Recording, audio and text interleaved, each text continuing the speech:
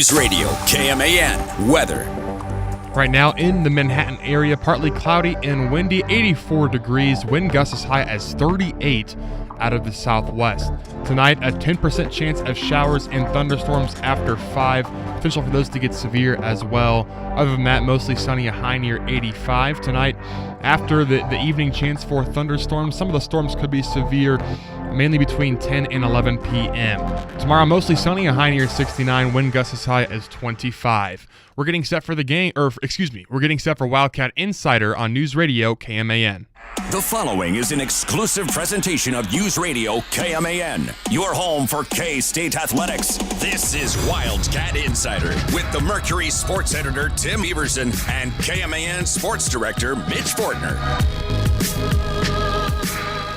We have entered the final week of spring football. That means it's the penultimate edition of Wildcat Insider for the academic year. Next Monday will be our last.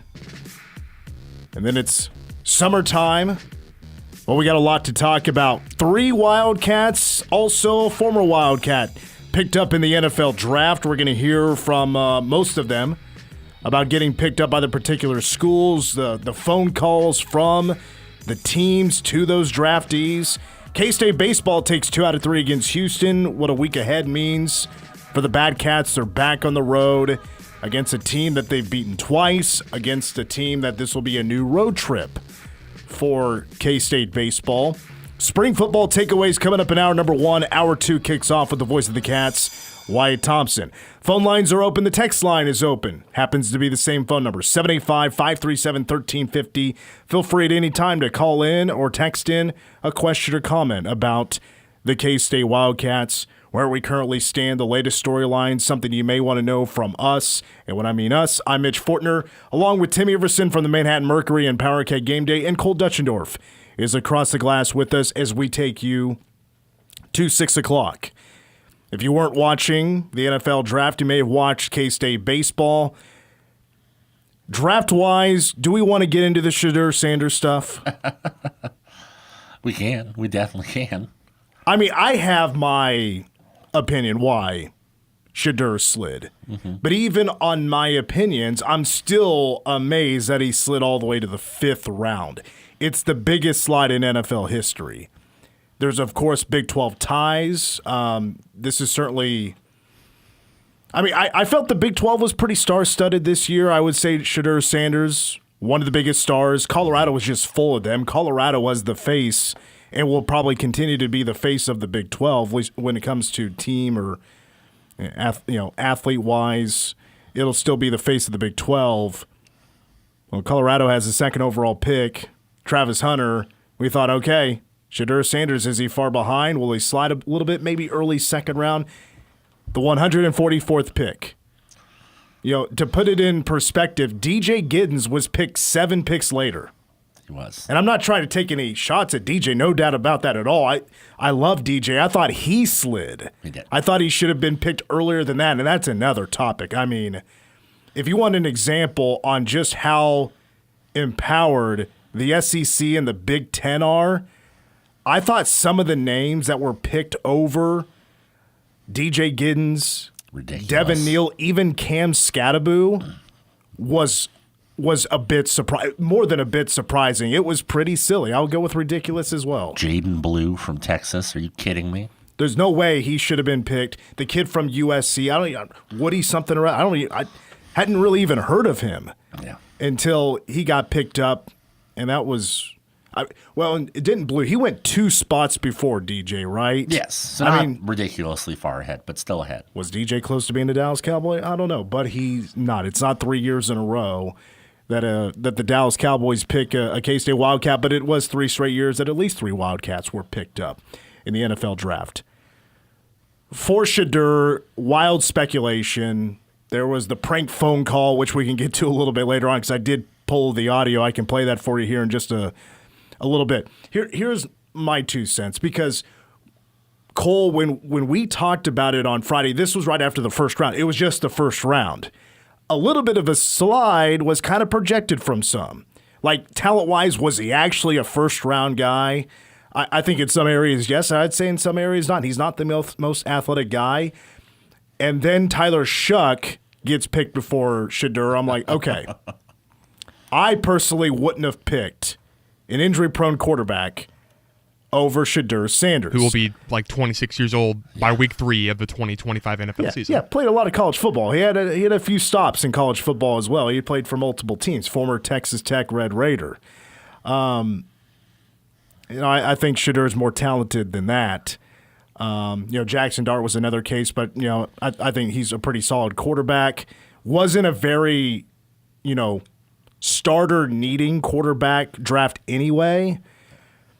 And then the 3rd round, and then the 4th round, and here comes the speculation. Is this collusion? Is this the NFL? Did the owners get together and they're trying to make an example out of Shedeur because of where we're at now in college athletics with NIL and the players trying to call the shots, blah, blah, blah. Okay, that's one case, I guess. I kind of go back to what the scouts were saying about the interviews and how he was very self-centered and arrogant, didn't seem like a team-focused guy. That's part of it. I also look at 2 other things I don't think was talked about enough. One was talked about a little bit. One was really not. Another one was, let's not forget, Deion Sanders has been extremely vocal. Shouldn't be surprised. He was his kid's head coach in multiple spots. So he obviously knows him quite well, coached him. He's his father. He's going to talk to scouts. But he had publicly said that he and Shedeur's camp are going to be, I'm going to hard air quote this one, picky about where Shedeur Sanders goes, including they don't want Shedeur to go to a cold location team because they have a harder time developing quarterbacks. That was said by Deion Sanders. Well, we can go ahead and start breaking this down if you want to. Some cold location programs in franchises that, let's see, develop quarterbacks. Well, I found a list earlier. Apparently the 6th coldest stadium in the NFL is Arrowhead Stadium. I think Patrick Mahomes has done okay. Buffalo's up there. Josh Allen. They've had some trouble recently, but I'm sure New England's up there. Tom Brady was a Patriot for a little while, I believe. New England's number 3. Yeah, they won a bunch of Super Bowls with one particular not highly picked quarterback. So maybe there's something there. I don't know how cold that would be compared to others. They were not in the top 6. Okay. The Bengals were in the top 6. Joe Burrow, he's okay. Green Bay. Here's some weird buzzing. Green Bay, Aaron Rodgers, Jordan Love, Brett Favre. I don't think cold weather necessarily has to do. The one that would be correct is the team that he got drafted to. The Browns. Well, and now the Browns, I mean, that is grade A, prime choice, hard knocks material. 100%. That has absolutely developed now in Cleveland because, and there's another story that is K-State related with Skylar Thompson, Will Howard. Could they be just jousting for the 3rd string spot if they do pick up Aaron Rodgers? I mean, you'll have to, maybe you guys might have to fill in the blanks here for me. So Deshaun Watson. Joe Flacco, of course, Shedeur Sanders. They drafted Dylan Gabriel. And there's one more there's one more that I'm forgetting too. So, but there's 5. There are 5.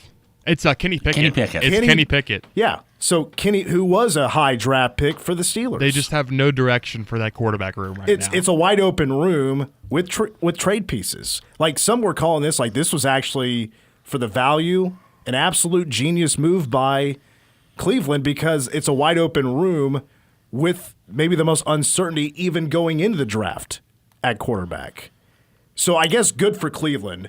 I still would say they probably shouldn't have traded back and still went with Travis Hunter with a 2nd overall pick. But I love that Jacksonville got him. That would have been pretty wild too. Travis Hunter and Shedeur Sanders all on the same team. The other thing I wanted to bring up about maybe, video evidence of maybe some out-of-control bad culture for the Colorado Buffaloes. You guys remember a video that went viral during last year's college football season of Shiloh scoop and score at Texas Tech. That sealed the deal. There was a Texas Tech ball boy trying to get the ball back. They wouldn't give him the ball back. So he took it out of the hands of Shiloh, but the ball falls to the ground. Shiloh gets it back, and here comes Shadur getting right in the face of this ball boy, talking trash, and then the oldest of the Sanders boys shoves the guy, and he's 30 years old. Just an out-of-control issue that night in Lubbock, Texas. Scouts and franchises pay attention to those things. That should have probably been talked about, but that was one example. So that's my 2 cents. I think it could have very well been, not talent-related, but, not between the whistles and not between the lines, things off the field that have taken place, which just kind of added might be just a little bit too much to handle. I mentioned this a little bit on Friday, but I think it was the perfect marriage of 3 or 4 different things just coming together that spiraled. Maybe, I think he still went further than I thought he would have. I thought he was, if nothing else, like a late day 2 pick, like in round 3 or something. I did not think he was going to fall all the way to round 5.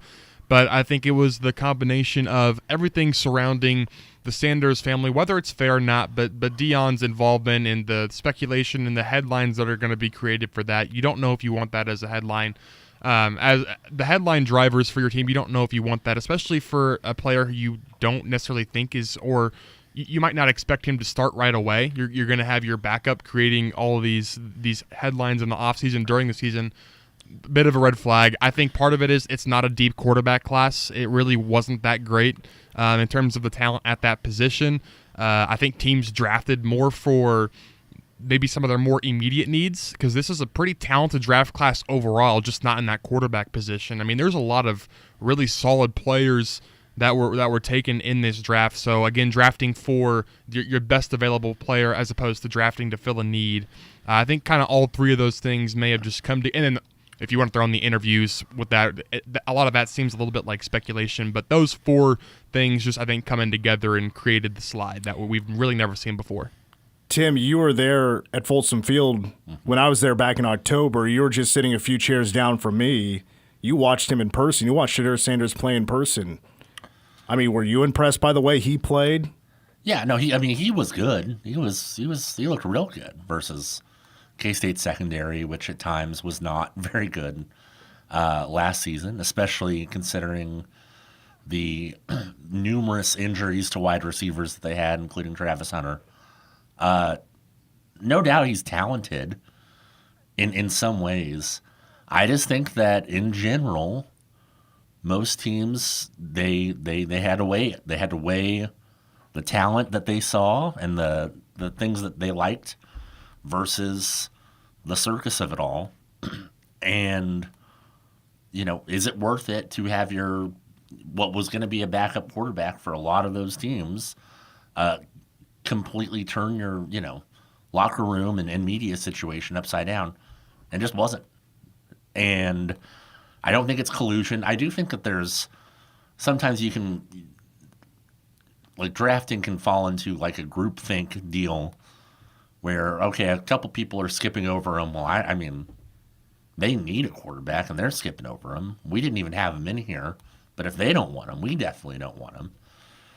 And you don't know what people are saying behind closed doors. Cole mentioned meetings stuff. I've heard a couple stories about how Shadur was in meetings, like one with the Giants, I think, where he had his AirPods in during the whole meeting and they were playing music or whatever, or maybe it was just headphones around his neck and like music was playing during the whole meeting. He had like his whole entourage there and they were, asking weird questions and stuff like that. It's entitlement a little bit. And look, the Cleveland Browns drafted, Johnny Manziel. Who was a first-round pick. Who was first-round pick, exactly. So it's and there are tons of quarterbacks that have been drafted that have had less than sterling character concerns. But it's just weighing the talent versus the headaches. And the talent of Johnny Manziel that year was attractive enough that if, the right situation, it didn't work out because he didn't care and didn't practice and didn't study anything and tried to just, freewheel it, and that didn't work. But, people learn, and it just wasn't worth it. I think that's fine. You still got drafted. I saw someone compare it to Colin Kaepernick, and I was like, oh, what team is Colin Kaepernick playing for? None? Okay, Shedeur got drafted in the 5th round. He is one of the, 100 and how many total people get drafted? What's the final? 257. 257 players that get drafted a year. If he is good enough as he thinks he is, he'll be fine. He'll win that starting job, and he'll be fine. I don't get the Colin Kaepernick. It was ridiculous. Comparison. Just being black, not being black, being blackballed. Being like the entire league saying, hey, no one take this guy to prove a point or whatever, which is what Kaepernick said happened to him, which is why he never got onto a team after the kneeling and everything. Well, if we know anything about the Browns, they will start 4 or 5 quarterbacks potentially in a season. So if there was any place that after a first round Shedeur would have a chance to land and then play some football this year, I would say Cleveland's a pretty good spot. And if you look at the veteran side of things, Joe Flacco's not a bad guy to have as a mentor. Obviously, Deshaun Watson might not be the greatest influence on the younger generation, but I don't know how much longer he's going to be a Brown either, because his contract is the worst in the NFL. So it's definitely an interesting situation in the QB room in Cleveland. All right, let's take a break. We'll get to the Cat stuff when we come back. Football, defense, spring takeaways. We heard from the defensive coaches last week. Tim's takeaways, and again, mine, I hate to be a broken record, but I like hearing about the guys transitioning their bodies, putting on some weight, getting faster, and the most muscle that was put on was a position group on defense. Coming up next, spring football defensive takeaways after a timeout on Wildcat Insider. You're listening to Wildcat Insider. The Manhattan chapter of the Barbershop Harmony Society is presenting their spring show, Just Good Old Barbershop, Saturday, May 3rd, featuring the Little Apple Barbershop Chorus and Heartland Harmony with special guest Fleet Street. Doors open at 2:30 and the show starts at 3 p.m. at K-State Student Union. Purchase your tickets in advance from a chorus member, just $15 per person or $50 per family, or $20 at the box office the day of the show. You won't want to miss the Little Apple Barbershop Spring Show, Saturday, May 3rd at Forum Hall in the K-State Student Union. Blueville Nursery's Horticulture Hints radio show comes to your radio every Friday morning at 10 a.m. We will discuss timely gardening and landscape topics to help you keep your lawn and garden in tip-top shape. Blueville Nursery has been your local landscape service and garden store for over 50 years, and we want to share our time-tested techniques with you. From vegetable gardening, spring and summer annuals, to shade trees and lawn care, we'll cover it all. You're welcome to call into the show to ask questions that apply to your own landscape or garden. Stay tuned to Blueville Nursery's Horticulture Hints radio show every Friday at 10 a.m. right here on News Radio KMAN. Few people choose to go into a nursing home. However, many people feel more independent when they no longer have to rely on family and friends to take care of them. When that time comes, consider visiting the Leonardville Nursing Home.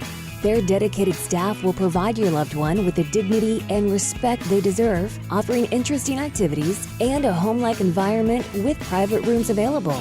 Call them today at 293-5244. Leonardville Nursing Home. They care. My name is Ariel. When I arrived in the U.S. at 19, I struggled to find job opportunities without my high school diploma. My entire life changed when I took a chance and got my high school diploma at age 22. Everything I have, my education, my career, my marriage, I owe to the Adult Literacy Center and my teachers. They were with me every step of the way, helping with my English and math, making sure I pushed through all the challenges. Ariel, your success proves that what I'm doing as a teacher has real meaning. It was an honor helping you achieve your greatness. Now you're helping others achieve theirs. It inspires me. Education was the key that unlocked all my opportunities. When you graduate, they graduate. Find free and supportive adult education centers near you at finishyourdiploma.org. Brought to you by Dollar General Literacy Foundation and the Ad Council. Ever tried balancing a dozen eggs in one hand while hopping on one foot? Or maybe juggling cats while riding the unicycle? Sounds ridiculous, right? But guess what? That's exactly what texting while driving is like. Your human brain only has the capacity to focus on one thing at a time. So when you're behind the wheel, give driving your undivided attention. Don't drive distracted. A message brought to you by the National Highway Traffic Safety Administration, Project Yellow Light, and the Ad Council. Families affected by disasters urgently need support. Help the American Red Cross provide meals and shelter to those affected by disasters, big and small. Donate to Red Cross Disaster Relief. Go to redcross.org or call 1-800-RED-CROSS. Kansas weather can be unpredictable. If you're listening to us and you hear these beeps, that means that we're expecting or experiencing severe weather within the Cayman listening area. Once a watch or warning condition has been handed down by the National Weather Service, we activate these beeps to indicate that you should keep listening as important weather information may follow. So again, if you hear this, stay tuned for weather information here on News Radio KMAN, your trusted voice for severe weather.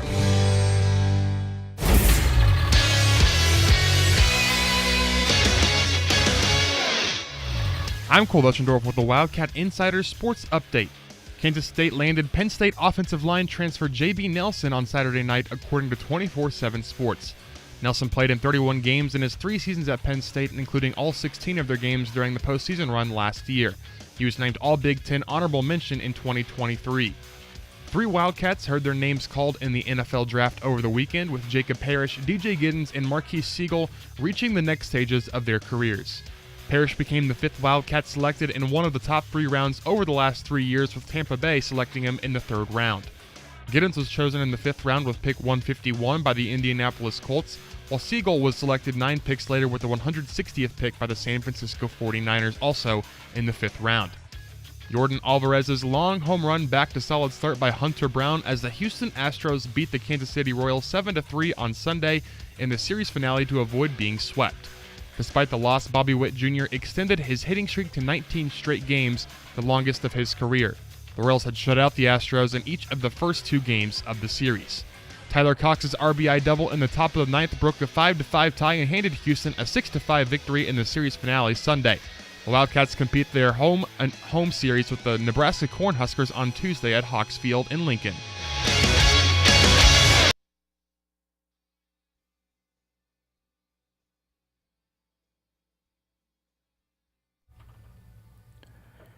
We are less than 4 months away from the Aer Lingus College Football Classic.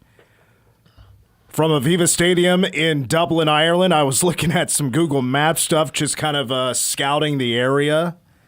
Because, of course, Powercat Game Day will be from Dublin, Ireland. We'll do some shows from Dublin.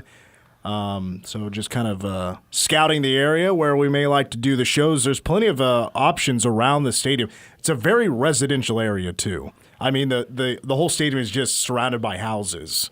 It's not like there's like a bunch of – it's not like the Bill where like there's a bunch of parking lots and there's tailgating spots. It's nothing like that. Not at all. It's the complete opposite, I'm sure, of what most people have seen. As a matter of fact, maybe the best example is Lawrence. The booth, very residential.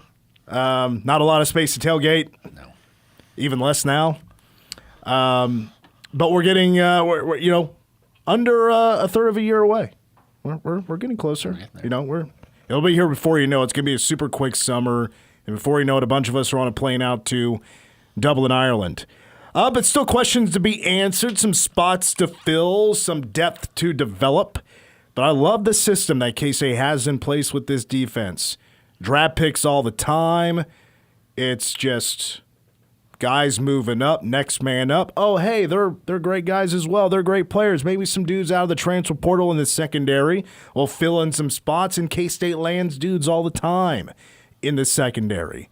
We heard from, as we got one more press conference to go into spring football. That's coming up on Friday. We're going to hear from Chris Kleiman. He's going to put a bow on spring football. I'm sure there's going to be a lot of talk about the 105, cutting down the roster. There's a whole bunch of names that are no longer on the roster, and I think we could probably get to that here a little bit later on.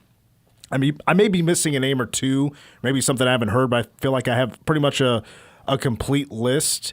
But we heard from the defensive coaches last week. I do have a few thoughts. I want Tim, though, to open us up here I just want to know from your perspective, we may have some different answers.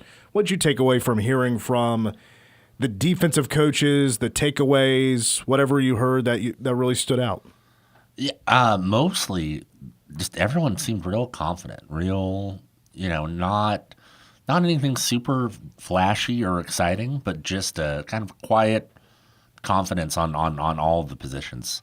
One of the things that did kind of surprise me a little bit, talking to Steve Stannard, was linebacker depth. He feels really, really good about it, especially once they get Asa Newsome back. He was injured all last season.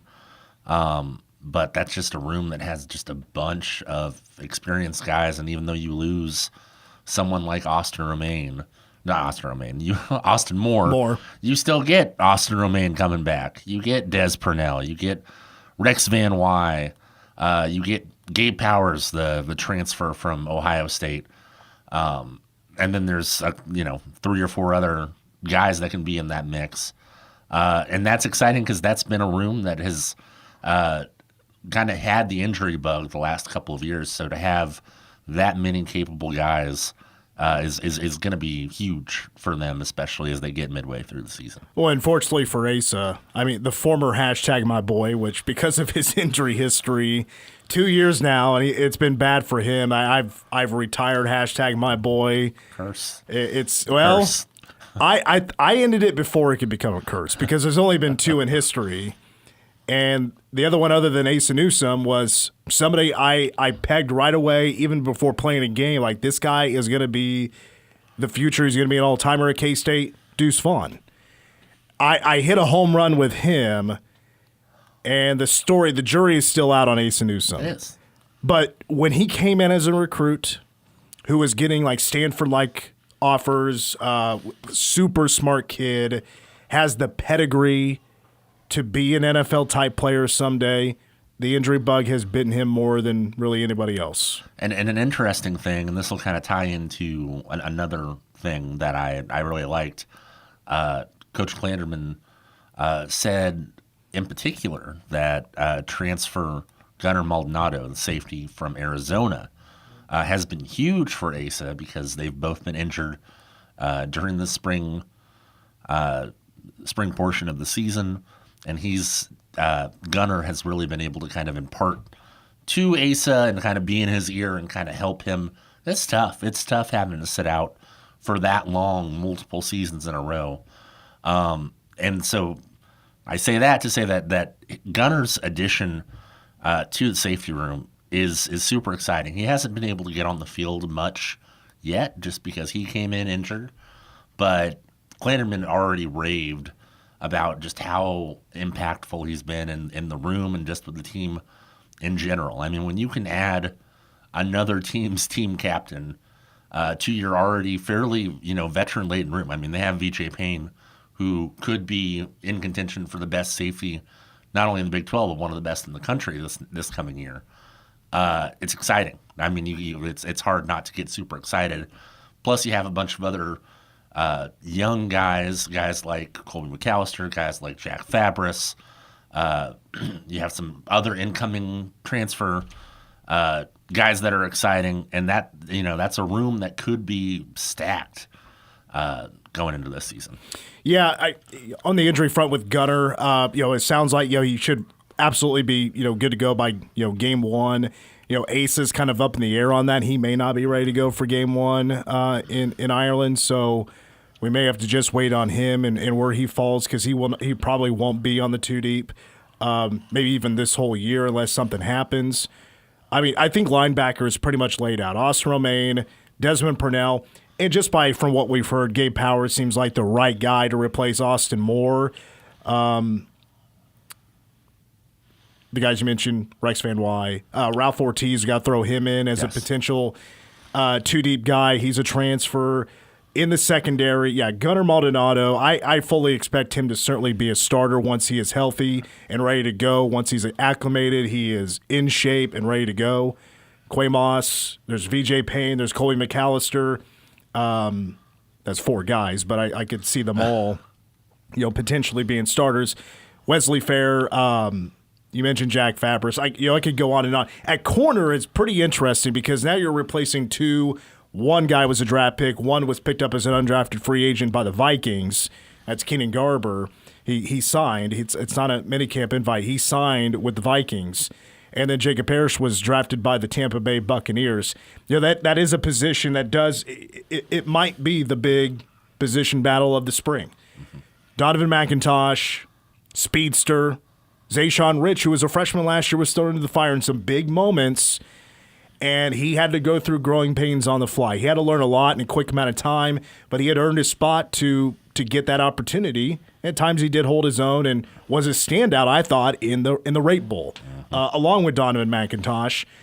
If Jaden Rowe can stay healthy, he's been injury-prone in his career. He just couldn't stay healthy enough to get on the field enough at Oklahoma.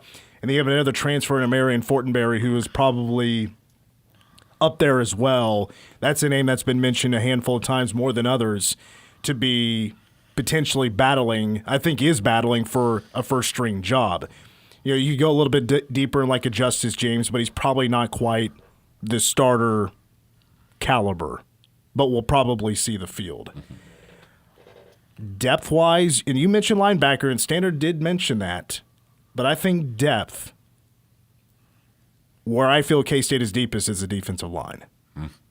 That was going to be my next one. Absolutely. Go ahead. I want to hear what you got to say.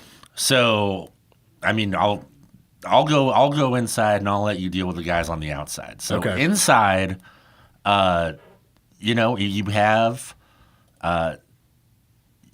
a couple guys that have been there for a while. We'll start with Damian Ialio, who is going into his 6th year, I believe. No way. Is it just 5th? I think it's. Is it just 5th? I think it's 5th. Is he that old? No, it's just 5th because he was. Okay. It's 5th. He did. I think he did do senior day this year, so this would be a 5th year. Yes. Okay. Just the standard bearer, the leader of that room. Not the biggest guy, but a guy that you are comfortable throwing out there that can handle everything. But the big thing that comes back, you get Uso coming back, Uso Seumalo, after he got a waiver from the NCAA. Because of the time that he spent at JUCO, whenever we talked to Coach Dewey, he was so excited that he had Uso back. And that's huge for a couple reasons, aside from the fact that he's 330 pounds. He just didn't play that much football throughout his life, so he's still kind of in that learning process. So I expect him, as long as he stays healthy, to take a big step forward. You have Asher Tomaszewski, who has been brought up, has kind of seen the field here or there.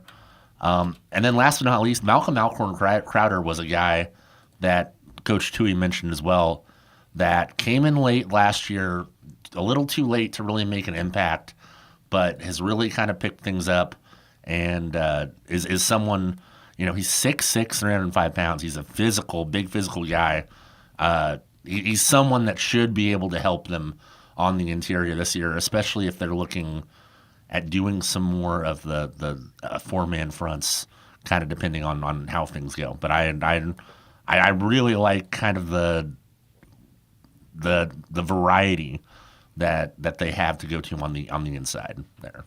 Well, on the outside, and it leads to another question: how much does K-State go 4.25? How much does K-State go 3.35? You could probably see a little bit more 4.25 this year. Would not be shocked. That's actually had been mentioned a little bit at the press conferences. So that could add, another interior lineman. So there's more depth. They got plenty of guys. Maybe too many guys. I don't know. And I think defensive end falls into that category as well. A lot of guys. Because maybe the question is, who becomes the next Brendan Mott? Who becomes that next, top sacks guy? Because I think Brendan had, 8.5 last year. And people are probably surprised he didn't get drafted. What the heck? Well, he's even more of a surprise. He's still not on an NFL roster yet. He has not been picked up as an undrafted free agent. As far as I've seen, I haven't seen anything in the last few hours. I did a quick search a couple of hours ago. Did not see Brendan Mott's name anywhere, and that is a bit of a surprise. But he was an absolute dude who could take over for him. Look, I think there's 3 or 4, 5 guys that could maybe take over that role. Now, am I ready to say exactly who that is? I think there's some safer picks, really, and I think like a Chidi. Yeah. I think Chidi Obiizor and Tobi Osinsami I think they'll be our best players. I think they're more NFL-type bodies. I bet they put on some serious weight. I bet their speed is a lot better. They are just two really strong athletes. Toby's been playing since he was a freshman and getting on the field on special teams, but even like a Jordan Allen. Jordan had an underrated season last year. He didn't play as much, but he made some pretty splash plays. There were quite a few sacks to go around last year. To just give you an example, Toby, Chidi, Ryan Davis, three names we just mentioned, all had 3 or 3.5 sacks last year. Damian had a couple of sacks last year. Don't forget about Cody Stufflebean, who might work a little bit inside this year. Jordan Allen, Ryan Davis, I could keep going on and on. I'm afraid I'm going to forget somebody. I just feel like K-State's pretty stacked at the defensive end position. Ja'Shawn Ross, I haven't even brought him up yet. The transfer from Alabama, another great athlete, a 4-star coming out of high school, transfers in this year, could be another freak athlete type of player that I think for sure in year one we're going to see him on the field. And you haven't even mentioned the guy that Buddy Wyatt said had the best overall spring so far, which is Travis Bates. So that's just tons of guys. By the way, the thing I mentioned about the weight, putting on weight, standards said the linebackers put on the most muscle mass, lean muscle mass, over 100 pounds for the linebacker room, putting on muscle. So I mentioned as to the guys last week on the show, are we about to see a bunch of Ray Lewises on the field for K-State? Those intimidating looks. Do we need to get some cowboy collars on those shoulder pads? Yes. I miss the Josh Buell look. You just don't see it anymore. You haven't seen it in a long time. I feel like that look of just intimidating defenders, that just kind of went away when the cowboy collars of that pad behind the helmet went away. For some reason, that just made dudes scarier looking. Like they're the hardest hitters type of thing. I agree. I'm excited about this defense. I'm excited to hear how the cornerback position turns out for K-State. Defensive line, I have no concerns. I do have a bit of concern just who is at corner and who it could possibly, it's just a lot to prove. A lot to prove for those young guys. Linebacker, when it comes to depth, I'd like to see it. I got to see it game one for sure. But I think there's no doubt. Majority of the time, Des Purnell, who's a stud. Austin Romaine, I think, could be K-State's best player on defense this year. And if it is Gabe Powers, I think they're in good hands for sure. We take a timeout. When we come back, let's stick with football because on the offensive side, K-State added a much-needed piece. But could K-State not be done yet with the transfer portal on the offensive side? We discuss next on Wildcat Insider. You're listening to Wildcat Insider. What if we told you the most important parts of your window are the parts you'll never even see? Sure, you'll notice the beautiful new frames and the crystal clear glass, but it's the details you don't see that make the true difference. At Midland Exteriors, our full-frame window replacements pay just as much attention to the parts you don't see as the parts you do see. Instead of just taking your old window out, popping in a new one, and hoping for the best, our full-frame replacements are total tear-outs. We fully waterproof the framing to keep any moisture from seeping through. And we never use that old-fashioned Pink Panther roll insulation foam. Instead, we use the expanding spray foam that gets into all the nooks and crannies for total insulation. All things you'll never see. To see the difference the unseen details make for your full-frame window replacement, call Midland Exteriors at 855-735-8255 or visit midlandexteriors.com. That's 855-735-8255 or midlandexteriors.com. Manhattan Broadcasting Company is an equal opportunity employer. In order to widely publicize our job opportunities and outreach programs and organizations that regularly distribute information to job seekers or refers candidates to employers, please contact us about our employment contact list to receive the most current information about station vacancies. For more information or to be added to the list, please contact Manhattan Broadcasting Company at 785-776-1350 or visit us at 2414 Casement Road in Manhattan, Kansas, or email frontdesk at 1350kman.com. At this very moment, Doctors Without Borders is on the ground in communities around the world, delivering life-saving medical care where it's needed most. Our teams are bandaging war-wounded patients caught in the crossfire in Sudan, providing clean drinking water in Haiti, and performing emergency C-sections in Yemen. Doctors Without Borders teams are in over 70 countries worldwide, bringing patients from sick to recovering, from emergency to aid, from crisis to care.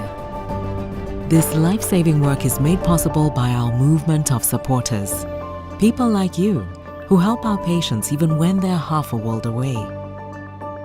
At Doctors Without Borders, we won't stop working to bring our patients and their communities from crisis to care.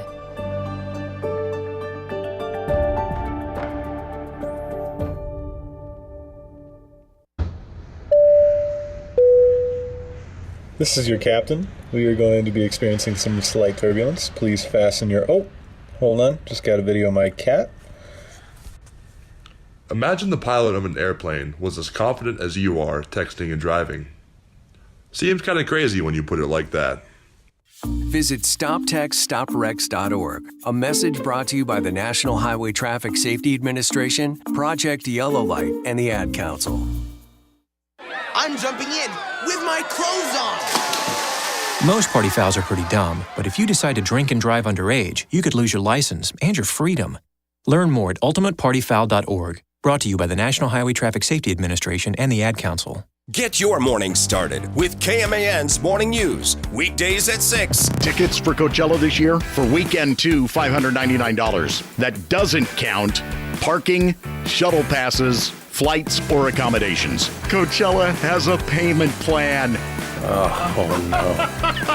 If you need a snapshot of everything that's wrong with how we operate, Coachella has layaway. KMAN's Morning News on News Radio. KMAN. KMAN Daily Weather is presented by Fox Business Systems. How much does downtime cost you and your business? Don't let another second go by. Call Fox Business Systems at 776-1452. News Radio, KMAN. Weather. Right now in the Manhattan area, 84 degrees, partly cloudy skies, and plenty of wind gusts, 37 miles an hour out of the south, steadily blowing at 18 miles per hour.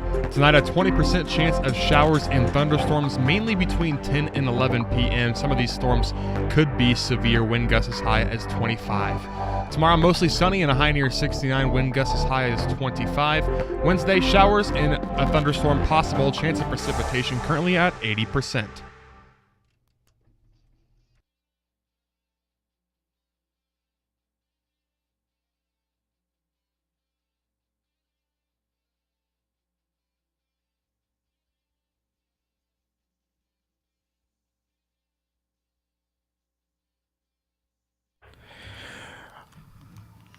All right, we have to put the sports discussion on a hold for just a moment. I've spent most of my day, as I like to spend my afternoons prepping for the show. Haven't been able to do a whole lot of that because I'm holding a bunch of graphs and stuff about potentially having severe weather tonight. Just showed the camera on as we're live streaming on YouTube. We just had a warning pop up, so Cole, if you could go ahead and hit the music for us when you can there. Hold on just a second. We're getting this. Oh, nope, not hearing anything. Oh, here we go. There we go. Radio KMAN, brought to you by Lucky's Roofing. If you need a new roof, you're in luck. Lucky's Roofing provides residential and commercial roofing services for both new and pre-existing structures. Learn more at luckysroofing.com. All right, just moments ago, the National Weather Service in Topeka has issued a severe thunderstorm warning for southeastern Clay and Dickinson County until 5:30. It was at 4:46. A severe thunderstorm was located 4 miles south of Solomon and moving to the northeast. Pretty quick moving storm, 50 miles per hour. Ping pong size hail, 60 mile per hour wind gusts is what triggered this radar indicated storm. Those are the possibilities with a severe thunderstorm. So people and animals outdoors could be injured in a storm like this. Expect hail damage to roofs, siding, windows, and vehicles. Expect high damage, wind damage to roofs, siding, and trees. Locations impacted include, as I mentioned, Solomon.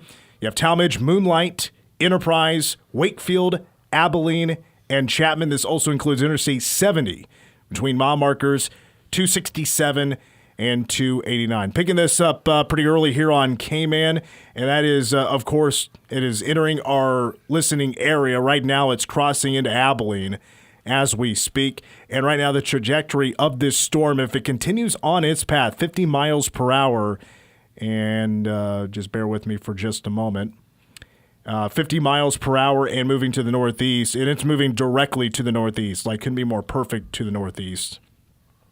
If it continues on that path, Chapman's certainly in the area. It may go just north of Junction City, just north of Ogden, and potentially just north of Manhattan, because Junction City, Ogden, Manhattan is in a really nice southwest and northeast straight line. But it could widen, it could develop. So we will certainly keep an eye on that. Right now, if it does continue on its path, stays severe variety, stays a warning, in particular a watch, it could still be an impactful thunderstorm. Future locations could include Riley and Leonardville, Randolph, Oldsburg.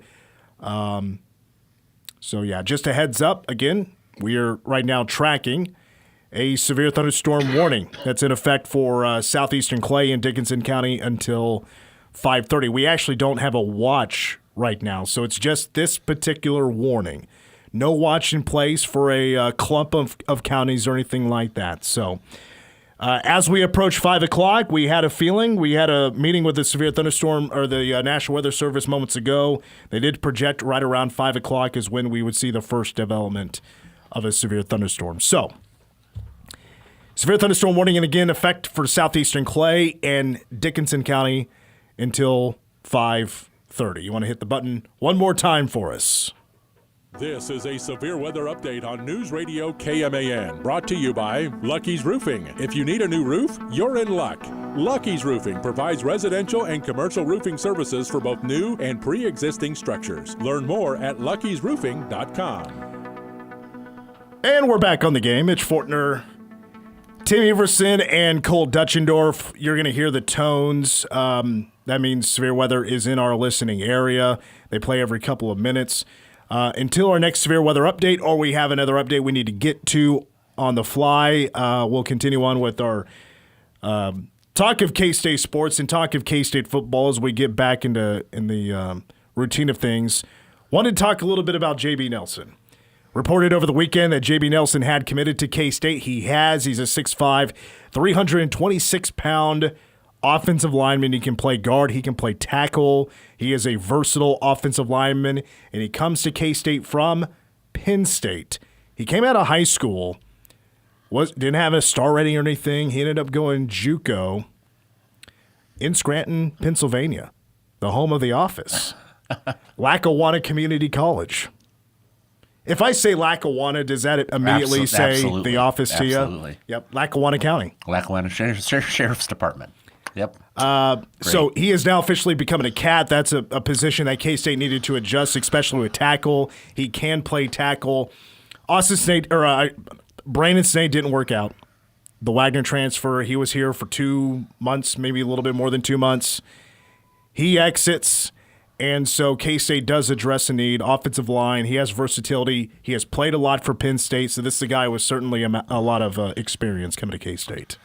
Yeah, I mean, I think that they feel pretty good about where they're at, but they have a lot of young guys that haven't really been super tested. You have a few that are going to come in. You got TP, you got Taylor Portier, you got the Ohio State transfer whose name is escaping me. Oh, George Fitzpatrick. There we go.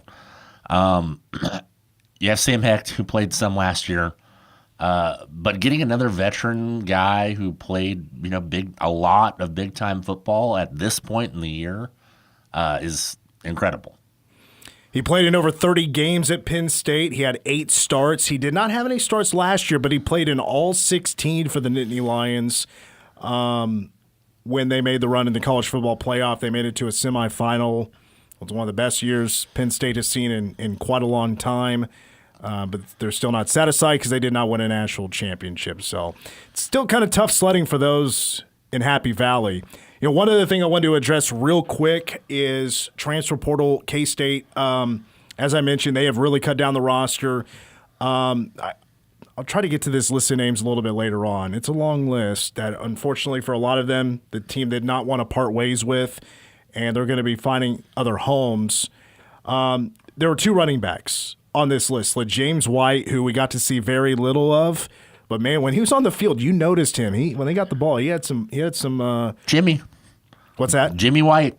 Jimmy White. That's what. Was that his That's what nickname? Connor Riley called him. Yeah. Speedster. He had some burst to him, and it appears that Nebraska transfer Gabe Irvin, he has got a season, potentially a career-ending injury that he's just not going to be able to see the field. So it's been kind of either a Nebraska kid comes in, really shines, or never sees the field because he's injured. But K-State will probably go portal and try to find one more running back just to make sure they're in the right spot to fill up the depth at the position and fill up the room. Yeah, I mean, I think you need that, especially just with the youth of the room. But the top line guys, and I really like some of those freshmen that are coming in. So I hope they find something. I'm not super worried about it. No. I didn't think they needed to pick up a Gabe Irvin. I understand what they were doing for sure. I mean, why not go after him? Also, you wanted just to fill everything up and make sure you're good to go. But I felt really good about what K-State. They have 5 guys in that room that could be starters, that could be stars, a lot of places. So K-State's feeling pretty good at running back position, but maybe looking to add one more player. We got hour 2 of Wildcat Insider coming up next. The voice of the Wildcats, Wyatt Thompson. Your local news next.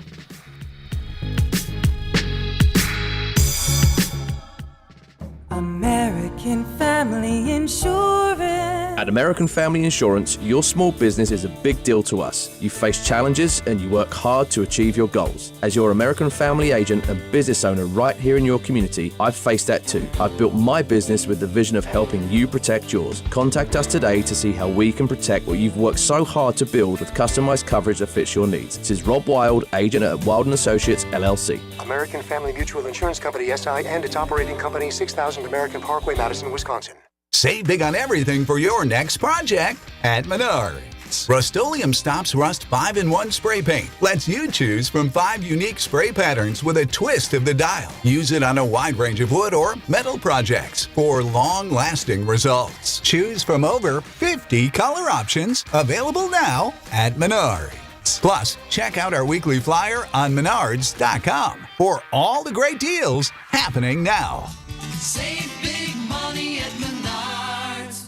Get your passport, sunscreen, and week's vacation ready for an all-expense-paid trip to Cabo San Lucas, courtesy of U-Stop Phillips 66 and the Friendship House. Your chance to get registered to become an instant finalist this week is at U-Stop, just off I-70 at exit 298 in Junction City. Stop into U-Stop and register for your chance to win an all-expense-paid trip to Cabo San Lucas. On this Friday from 11:30 to 12:30, 10 instant finalists will be one step closer for their chance to win. So get into U-Stop in Junction City, just off I-70 at exit 298, and get registered today. Passport to Cabo is brought to you by U-Stop Phillips 66 and the Friendship House. Stop. Look no further than Buck Roofing. For nearly 20 years, Buck has specialized in top-quality roofing, installation, and repairs for residential and commercial properties. Call for a free, no-obligation estimate. 785-230-9379. The Ramsey Show. So I am 20 years old, straight out of high school. I moved to Phoenix, Arizona to start my own business selling furniture. What does selling furniture look like? So I go around picking it up, clean it up, take really good pictures, and sell it. I'll probably do about 100 grand this year. Net. Wow. Some of you are standing around with your finger in your ear. And then you got a 20-year-old with a high school education that's making 100 grand flipping used furniture. He's laughing all the way to the bank. Financial advice for everyone. The Ramsey Show. Weekdays from 10 to 1 on News Radio KMAN. What? You want more? You got more. More of the game coming up next on News Radio KMAN, Manhattan. Now, the latest news from the News Radio KMAN and Manhattan Mercury Newsroom. A stormy start to the week could be in place as the potential for severe weather develops this evening across eastern Kansas. The National Weather Service has the entire listening area in a slight risk for severe storm activity for this evening and overnight. Forecasters say if storms develop, they will be capable of producing large hail, damaging wind gusts, and tornadoes. It's anticipated storm activity in the Manhattan area could be isolated and could end up further to the east. Chances for storms will increase after midnight across east central Kansas, with the primary hazard continuing to be large hail and damaging winds. Governor Laura Kelly vetoed a bill Friday she feared would funnel more public money to private educational institutions. Senate Bill 24 broadened the scope of the Kansas Promise Scholarship, which offers financial aid to Kansans in a community college or technical training program to include two private institutions, Wichita Technical Institute and the Heartland Welding Academy. Typically, the scholarship is reserved for nonprofit schools. The bill would also have raised the maximum allocation that could be given to institutions across the state from $10 million to $51 million. The scholarship program covers the cost of tuition, books, fees, and supplies for students and families below a certain income threshold who want to attend community college or technical school. Dana Chandler was denied a fourth trial April 22nd after a Shawnee County District Court judge ruled that Chandler had missed the filing deadline. Chandler was convicted March 7th in the 2002 double murder of her ex-husband, Michael Sisko, and his fiancée, Karen Harkness. She was given a deadline of March 21st to file a motion requesting another trial, but Judge Cheryl Ross ruled that prosecutors had proved she missed the deadline by 2 days. Chandler's sentencing is scheduled for 1:30 p.m. June 3rd in Westmoreland. Attendees were treated to a wide variety of fields as the Manhattan Public Library hosted the Kansas Science Festival Saturday. Called a Vegimeter, and it's a non-invasive machine that will measure the amount of carotenoids on your skin.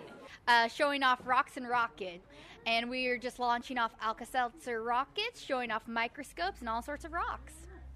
We are with the English department here at K-State, and we are Poets on Demand. I am here today with the Kansas Science Festival, kind of talking about native Kansas wildlife.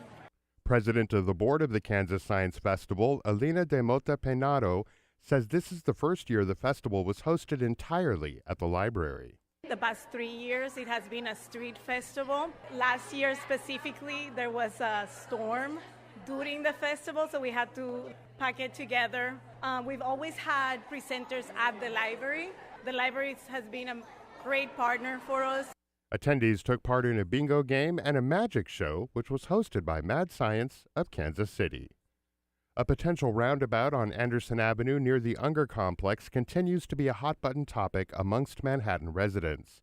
Mayor Karen McCullough says she intends to hear out the engineer's recommendations on how to make the intersection safer. The first time I was on the city commission, my last vote was to put a roundabout at North Manhattan and Kimball. And we've had 2 traffic fatalities there. The roundabout would have been $1 million cheaper. That's what all the engineers said, and they, I think we have to listen to just as we're not listening to people nationally who are scientists. That doesn't mean that McCullough won't take the public's views into account. She points to the recent discussion about parking around the Lincoln Education Center on 9th, 10th, and 11th Streets. It just seemed like a parking thing, but then some people came and explained to us how that would be a burden on them. And I had driven by it, but now I've driven by it about 4 times at different times of the day. And I think the neighborhood's absolutely right. I don't think we should be saying you can't park on that side of the street. McCullough was a recent guest on Within Reason with Mike Mattson. The full interview can be found online at newsradiokman.com or on our YouTube page. For News Radio KMAN and the Manhattan Mercury, I'm Bernie Fancella. News is powered by Central National Bank with locations at the Walmart Supercenter and at College and Claflin. Central National Bank, member FDIC. Weather on News Radio KMAN is brought to you by Sunset Zoo. Memberships are a fun way to experience the zoo. Pick up your membership and enjoy the Sunset Zoo all year long. This is a severe weather update on News Radio KMAN, brought to you by Hummel Tree Service. Tree lovers, let the good folks at Hummel Tree spruce up your space and make your neighbors green with envy. I'm Cole Dutchendorf with your News Radio KMAN Manhattan area severe weather update. couple of warnings and watches we need to go over. There's a severe thunderstorm warning for Dickinson County as well as Clay County in north central Kansas. A severe thunderstorm was located 4 miles south of Solomon, moving northeast at 50 miles per hour.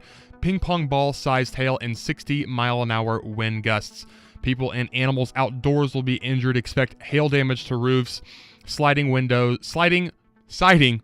and vehicles. Expect wind damage to roofs, siding, and trees. Locations impacted include Wakefield, Abilene, Chapman, Moonlight, Solomon, and Enterprise.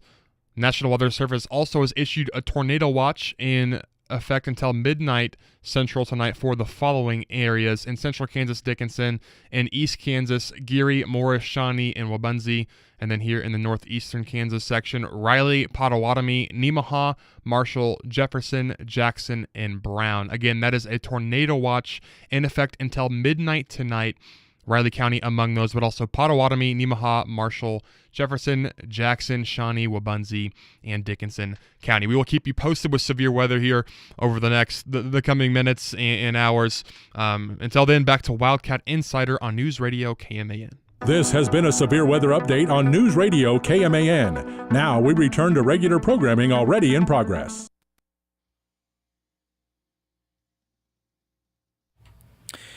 Well, as Cole mentioned, as we come back to Wildcat Insider, we're going to have more severe weather coverage in just moments. Before we speak, also, we're just moments away from speaking with Wyatt Thompson. But severe weather is priority number one. We do have a severe thunderstorm watch and now a tornado, or a severe thunderstorm warning and a tornado watch now in effect. And they've both popped up in the last 20 minutes or so. We got ping pong size hail being reported right now in Dickinson County. That's a part of this severe thunderstorm warning, and that storm continues to move to the northeast. And if the trajectory stays the same, it's gonna looks like it's maybe starting to dip a little bit down to the east. Maybe it's more east northeast now, and it looks like Junction City might be in play for this a little bit more than previously estimated. So, but we're keeping an eye on the radar, and we'll let you know if anything does change, if anything does progress, any new warnings, any new watches. We'll let you know right here on News Radio KMAN. Mitch Fortner alongside Tim Everson from the Manhattan Mercury, also from Power Cat Game Day, and Cole Dutchendorf with us here as well. We'll get to a little bit later on in this hour. Wildcats selected in the NFL draft. We're going to hear from them. Did DJ Giddens get turned at his draft watch party? We will get that answer coming up just a little bit after 5:30. Plus, I do want to touch on K-State baseball as well. We're now joined by the voice of the Wildcats, Wyatt Thompson. You know what? Speaking of baseball, you did call the action on Sunday. The Cats take 2 out of 3 against Houston. What did you take away from that series against the Cougars there, Wyatt? Well, I was filling in actually for Matt in yesterday's broadcast on radio, and it was a very interesting game because it had a 45-minute first inning, and then the teams kind of settled in a little bit and really didn't get a lot done after that until the 9th inning. It was a frustrating loss, I think, for the team because they had an opportunity, real opportunity, even though they were down 4-0 after a half an inning to sweep Houston. But you keep grinding. I'm proud of them from the standpoint that they came back and had a 3-1 week after, a week ago where they lost the 2 games at Northeastern and then got swept in Lawrence. Now this is, I think, a really big week for them, going to Lincoln tomorrow and then to Provo Thursday, Friday, Saturday. I've enjoyed covering these guys this year. I think they've got a fun team, and pitching, frankly, the starting pitching probably just wasn't quite good enough yesterday. Yeah, unfortunately, Sheffield doesn't get out of the first inning. Gives up a 3-run homer. He gives up 4 runs, and now K-State goes to the bullpen. But did you think, other than the hit batters, J.J. Slack and James Guyette did a pretty solid job? I agree with that. I thought they did. And Guyette's the type of kid with his stuff. He needs to pitch inside to be able to get you out of the way. And unfortunately, going inside, he nicked a couple of 2 or 3 guys there, maybe 4. It was quite a few, and it kind of set Houston up later in the game for some opportunities. I was very proud of him to work out of that pinch in the sixth inning. That was a remarkable effort, I thought. So he battled, and Slack's really done a pretty good job of late too. That's the thing. I think this team, when we get into postseason, I think because of their power, even though they haven't stolen as many bases as last year, they're capable. But if they pitch and play, decent defense, and I think their defense was better this week with the change. We'll see if they kind of stay with that moving forward, with getting Bishop back in at first and moving Shin to short and Maximus from short to center and those kind of things. I thought it helped them. Did you? I thought it did. Yeah, well, Shintaro is a really smooth infielder. He can really play at an elite level. It's at second base or at shortstop. I think he filled in nicely. It's just, Maximus has struggled at shortstop, and maybe just put him out in center. That's another place he's going to be comfortable. And Dante Lewis just wasn't getting the job done in times in center field as well. So I totally understand the move. Even though it's kind of late in the season, I think K-State did clean some things up. They weren't sloppy with the baseball as much as they had been this past weekend. That's my opinion. Yeah, I think that's on task there, and I'm like you.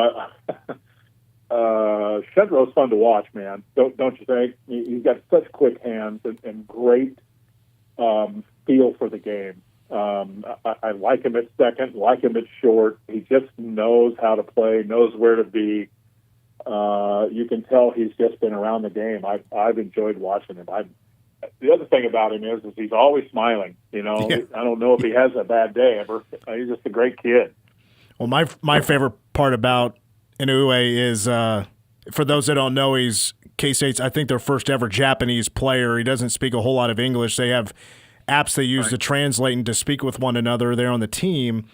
He hit 4 home runs this week, which was awesome. He had a really great week. Other than that, it's been kind of an average year for him. But when he hits a home run, he points and waves at the crowd. I really enjoy that. He acknowledges the crowd as he rounds the bases. Mm-hmm. You can tell, like I said, that he's been around the game. He knows the game, and I think he appreciates just the surroundings that he's playing in. I really think he's having a ball playing at Toynton Family Stadium. And, he's I guess I'll say he knows how to play to the crowd a little bit. And I don't think you and I are the only ones that have kind of decided, you know what, this guy's really a pretty darn good baseball player and a heck of a lot of fun to watch. Well, yeah, and I'm with you. This is a pretty big week where K-State should be the better team. But on the road, it's not been easy for the Cats. Just 4-14 on the road this year. They need to start building more of a road trip resume to bolster their spot for the NCAA tournament. They'll be at Nebraska tomorrow, and then Thursday, Friday, Saturday at BYU. Got to bring you on, of course, to talk about football, and we talked to the defensive coaches last week. Spring football getting ready to wrap up. So let's dig into the defensive side of the football. We were talking in the last hour, Tim and I, was about on the defensive line, it truly feels like they have some absolutely solid depth, and they got a lot of playmakers, maybe even past the 2 deep, that they have abundance of defensive ends that they could play, defensive tackles. Brendan Mott, though, is not on the team, so these younger defensive ends no longer in the shadow of Brendan Mott. So we're going to have to get a really hard question out of the gate. Who replaces Brendan Mott as that next star defensive end? Oh, wow, that is a really, really good question, because I think you have a couple of 2 or 3 candidates there. The 2 that I'll mention to start with probably wouldn't surprise you, because I've been a big fan all along of Chidi Obiaizo. He's just, he's got such a great body and a great motor, and I also like Toby Osensami a lot and have since the first time I saw him. But the one guy that I think, gets underplayed a lot is Jordan Allen. He's just crazy strong.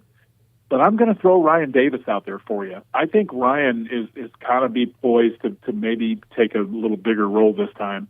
I love his quickness and his motor and his speed, but he's also, gotten a lot stronger. I think that'll help him. It is. I don't know that I'll call it a luxury, but it is really nice to have that kind of depth. And we haven't even really named everybody, but that's a pretty good group of 4 or 5 guys there. And you know what? We didn't even mention Cody Stufflebean, who's kind of recuperating from surgery this spring and didn't do a whole lot. So that's even without Mott, that's a position of strength without question. There's no doubt when you're replacing Jacob Parrish and Keenan Garber, you got two spots open in the starting lineup that there's going to be no doubt should be a fun battle, to say the least. Now, spring football can certainly be based on learning the fundamentals. Maybe some guys just aren't participating because they're either recuperating from a surgery or just shortening the workload because maybe they're a little bit more established than some other players. But you're lucky to be at practice and get to witness some of this firsthand. Has there been an entertaining position battle for the corner spots? I think there's great competition there, to be real honest with you. I think what K-State will be looking at is you've got an experienced guy in Justice James. You know that. I think there are other guys that can be in the mix. But the young guys, I think, probably are the ones that excite me the most. We saw Zayshawn Rich a year ago get his feet wet there at least a little bit. I think he'll play a role this year. I think Donovan McIntosh will have a big role. Kenigel Thomas. Those kids are really good, quality players. Kind of know what's going on now. They've been around enough that it's kind of time for them to show what they can do. And I do think with the length of those guys, and there are other guys at that position. One guy that's been a little bit limited in the spring is the Oklahoma transfer, Jaden Rowe. I think he'll be a guy. And so I think that's a position where it's hard to miss. It's hard to, when you lose a guy like Jacob Parrish and then Garber too. I mean, I always appreciated Keenan for everything he accomplished and the position change and all that, but I'm just going to be honest. I think Jacob, we've had a lot of good corners here, in the last few years, and Julius Brents comes to mind and, several others, but, man, I think Jacob Parrish is right there. He can really run, and he's 200 pounds. I think he's going to stick in the league, don't you? I really think he will. I never doubt, especially out of the secondary, the success that the staff has had. If it's either a transfer portal guy or a guy that grew up in the program with K-State as a freshman and they develop into starters and they get to the league, there's no doubt that I fully believe that they can make a run, especially a player like Jacob Parrish. Were you surprised at all that he went as the first Wildcat off the board, not DJ Giddens? Well, probably not, just because I would say, history tells us that the cornerback position is a very difficult one at all levels to try to fill adequately. And I mean this in the utmost respect for the running back position, but it just seems at the pro level, there are enough good ones, to go around, and maybe not so much at the corner position. I don't know if you would agree with that or not, but that's kind of what I feel like I've learned here in the last few years about the league. You have to be pretty special to be a running back and go really, really at the top part of the draft now, don't you? Yeah. That's the way I see it. And, I'm sure you read this, but there were like, I'm going to say 15 running backs. There were people that were surprised that, as one example to tell you about the depth, even just in our league. I mean, think about Taj Brooks, R.J. Harvey, Devin Neal, DJ Giddens. Our league was chock full of great running backs, right? With no question about that. And I'm probably leaving a couple or three guys out, right? That's just kind of the way it works. But it shows you that, it's a little harder to find a Jacob Parrish, in my personal opinion. You think Shedeur Sanders is going to be successful in the NFL? Well, it's a really great question. Let me preface what I'm about to say by saying that was one of the craziest things I think I've witnessed. I did not expect him to fall that far. I do think he has the ability to be an NFL player, but I also have to question the Deion influence and some of the things that these teams are probably asking themselves about with Shedeur. I've been reading crazy stuff about how his talk with Brian Dable of the Giants was a disaster. And you can't do that, right? I mean, if you want to play in the league, man, there are only so many opportunities. I don't care who you are. And it just kind of sounded like he just kind of flowed through that and didn't really care much. Why would you do that? I don't understand the kid. I don't want to be overly critical either, because I think he's a terrific talent. But if I'm being blunt, I'd be worried a little bit about the baggage too. And I'm not sure I've ever been able to figure out what the Cleveland Browns are all about. They make no sense to me at all. It did make sense to me that they took him. Yeah. Even after Dylan Gabriel, but they'd be the only team that you could say that about, right? They mess up everything. Always. I've never understood their drafting, ever. Well, if you go that late, if there's a place to get on the field, it's probably in Cleveland, and that may go for all 5 of the quarterbacks that they have in that room now. And well, they've had like 70 quarterbacks in the last 10 or 12 years. It's just something like that. Yeah. Well, Wyatt, we'll wrap up on this. One more week of spring practice. It's underway. I guess, how much are you going to be able to take in person? What's your plan for this week? Well, they're actually pretty much done now. Okay. They're pretty much done. Coach will have a Friday presser. I think they're really happy with the way it went, though. They had some guys that were limited. Like I mentioned a couple of guys there, and there were a few others. But again, I know the coaches are frustrated with the 105 thing and all of that. But I do think this is a team that has some talent, some depth, some lofty goals, a difficult schedule. I think I will definitely throw that out there too, because not just the way they start, but you come back and you play a good Army team early and what have you, and so it's going to be challenging. But I think they're going to be picked in the upper third of the league. I just do, don't you? I think they will. Yeah, I think with how much they have returning. Yeah. I think there's no doubt. We didn't talk about and I can't say a whole lot, but they picked up a really good lineman this weekend, and yes, they did. That'll help too. We've seen Coach Kleiman and his staff get pieces like this, and we didn't talk about Siegel either. But how about him, man? I'm so proud of what he's accomplished, and you want to talk about player development? Marquise Siegel was a good player at North Dakota State, but didn't start there. You saw what he did at K-State. These guys they know what they're doing. I saw Van Malone out in the wild on, I think it was Friday night, maybe Saturday night. And I really wanted to just be the fan in me of K-State, just go up to say, dude, you're putting guys in the league all the time. How do you do it? Just to praise him for just 2 seconds. But he was having some personal time, so I didn't bother him. Well, if you watch him, though, and I'm fortunate enough to do so, he played the game. He's coached a long, long time. I think he gets the maximum out of all of his guys, to be real honest. He challenges them in a large way, and I think most of them are good with that. We've talked about Jacob Parrish and some of the other guys that he's coached recently, and I think he and Joe and that Klanderman both are quite good at the individual instruction too with those guys. I see it every day. Well, Wyatt, I appreciate it. We'll talk to you soon. Thank you for your time, buddy. Yes, sir, partner. Great talking to you, bud. Voice of the Wildcats, Wyatt Thompson on Wildcat Insider. We'll take a break. I do want to get to the list of guys that it does appear that K-State has decided to cut from the roster to get it close to 105. Not exactly sure what the exact number is. But I'm sure they're very close to it, if not already there.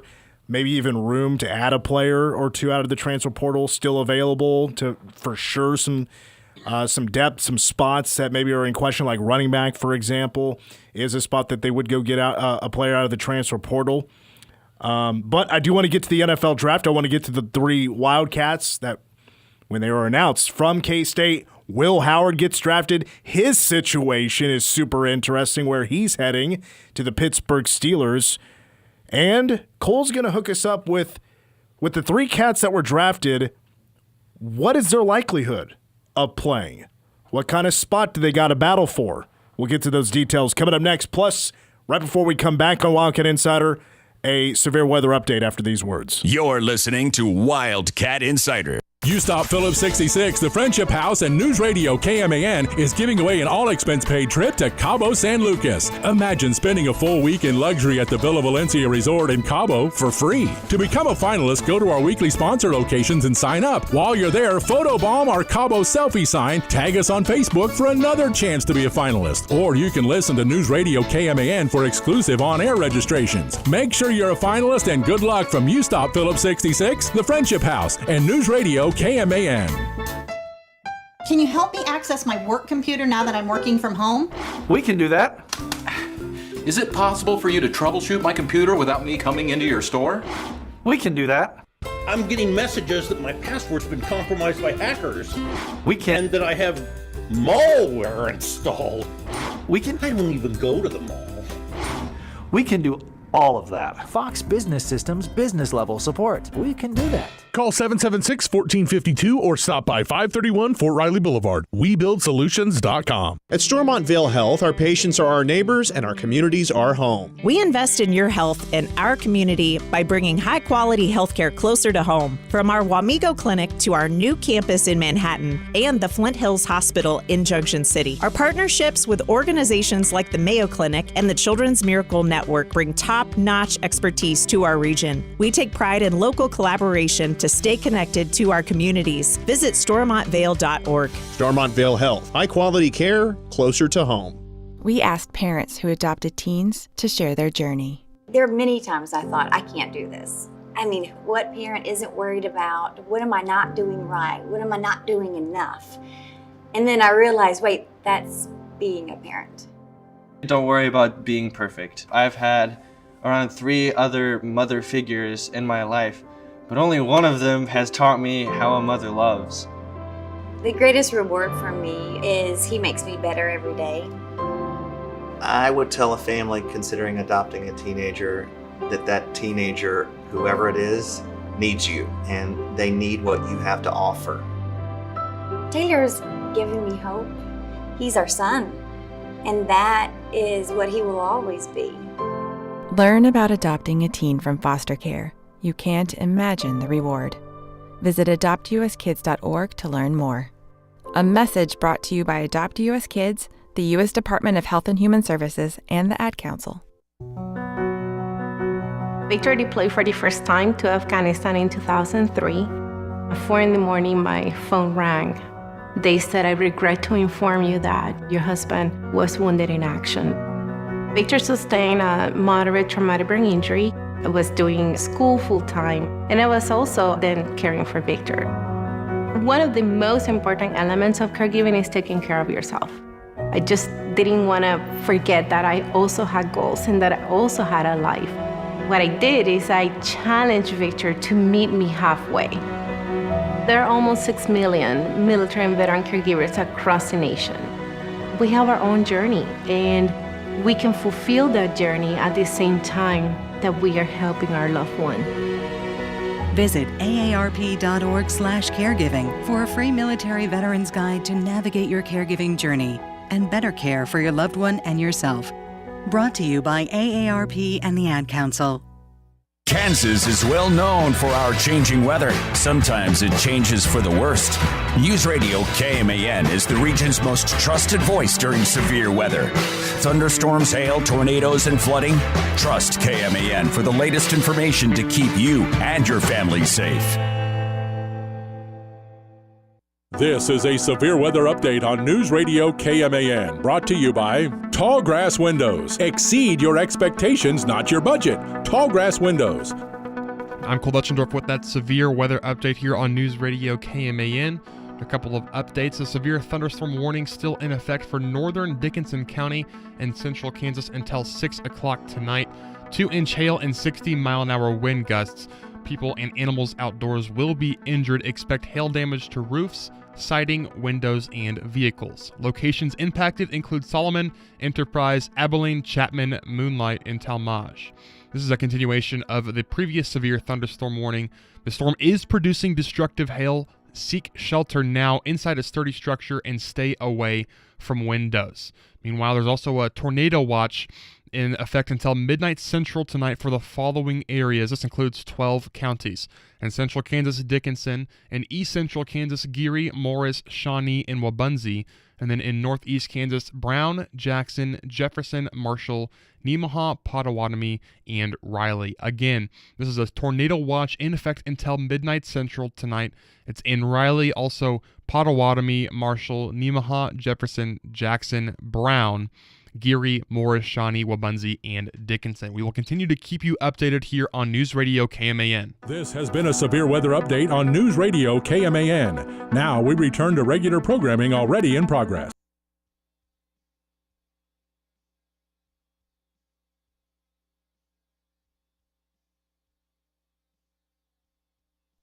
All right, Cole, appreciate that severe weather update. Seen a couple of reports of 1.5-inch diameter hail. It's pretty decent size, ping pong-ish. And up to 2 inches as well. Yeah. That's as big as it's getting right now. That would not feel good on the old noggin. No. So stay away from that. Mitch, Tim, Cole, back with you on Wildcat Insiders. We wrap up here in about a half hour. So let's get to, before we get to the NFL draft, here's a list of names that I have. Hopefully, I may be missing a name or two, but I hopefully have the full list here of players that either, for injury reasons or have been cut due to the pending roster limit that could go in effect in July. But I know the judge, the House versus NCAA, wants the attorneys to agree on phasing into the 105, not having the teams right now kick off players, even though it's happening everywhere. It kind of feels a little too late. Hear the weather radio going off here, so we may have to jump in here for another severe weather update. There might be not much of a draft segment here. I apologize about that, but severe weather is number one here. Go ahead, Cole, if you have the information. Do you want the sounder or just the information? Go ahead, hit the thing. This is a severe weather update on News Radio KMAN, brought to you by Candlewood Veterinary Clinic. Eliminate the trembling tails and woeful whimpers. Give your pets the peace they deserve during severe weather with the help of Candlewood Veterinary Clinic, caring for your pets like they're one of ours. We do have a severe thunderstorm warning now for northwestern Riley County. This is until 6:15 tonight. A severe thunderstorm was located 6 miles southwest of Leonardville, moving northeast at 45 miles per hour. Golf ball-sized hail and 60-mile-an-hour wind gusts. And locations impacted include Leonardville and Randolph. For your protection, move to an interior room on the lowest floor of a building. And again, a reminder that tornado watch remains in effect until midnight Central for northeastern Kansas. This has been a severe weather update on News Radio KMAN. Now we return to regular programming already in progress. All right, thanks again, Cole. It was not long ago we had 5. Was it 5 at the most or 4? 4 separate severe thunderstorm warnings, kind of in a general area. Mm-hmm. But looks like we've now had 2 separate storms, technically the same line, but 2 separate storms have now developed. Mm-hmm. Northern Riley County, Leonardville, and as you mentioned, Randolph, Riley, all in that, and then just still got out of Clay Center and Wakefield, heading towards Westmoreland and Allsburg. Then the other storm to the south, which is a much longer storm, actually doubles the one to the north. Right now, stretching from northwest of Ogden to almost to Gypsum, north of Gypsum, which is southeast of Salina. So, again, right now it's on top of Abilene, Chapman, pretty close to you, Junction City catching a piece of this. And right now it should be overcast here in Manhattan, maybe a few blue skies east of Manhattan, maybe here on the east edge here at the radio station. But pretty much all cloud cover is this storm. Is this still moving at 50 miles per hour? It slowed down a little bit. The most recent one was, I believe, 40 miles an hour, but still moving pretty quickly. All right, to a list of players that are no longer with K-State, Gabe Irvin, it looks like he has a potentially career-ending injury. He will not play running back for K-State. Barely got to play at Nebraska, unfortunately. Defensive end, Cayenne Payne. I'm not going to go over everybody's statuses, but linebacker Will Granger, Logan Cox, who is a sophomore offensive line. Safety, Noah King. Offensive lineman, Brandon Snee. Safety, Trey Krause. Linebacker, Tyson Struber. Wide receiver, Andre Davis. Running back, LeJames White. Wide receiver, Trey Davis. Linebacker, Caden McMahon. Jackson Voth, who's a wide receiver. Cooper Warren. And then Jake Stonebreaker, who was a redshirt freshman linebackers. So, again, those are the names that it appears that have been cut from K-State's roster and not happily done.